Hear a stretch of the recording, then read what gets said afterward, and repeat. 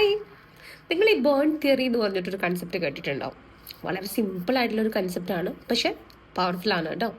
എന്താണെന്ന് വെച്ചിട്ടുണ്ടെങ്കിൽ, let the fire inside U B stronger than the storms around U. നിങ്ങളുടെ ചുറ്റിനും ഒരുപാട് കൊടുങ്കാറ്റുകൾ അടിക്കുന്നുണ്ടായിരിക്കും അല്ലേ? നമ്മുടെ ലൈഫ് എടുത്ത് നോക്കുകയാണെങ്കിലും, വർക്ക് എടുത്ത് നോക്കുകയാണെങ്കിലും, റിലേഷൻഷിപ്സ് എടുത്ത് നോക്കുകയാണെന്നുണ്ടെങ്കിലും, വാട്ട് എവർ, നമ്മുടെ ചുറ്റിനും ഓരോരുത്തർക്കും ഡിഫറെൻറ്റ് ലെവലിലുള്ള സ്റ്റോംസ് നമ്മുടെ ചുറ്റും അടിക്കുന്നുണ്ടായിരിക്കും.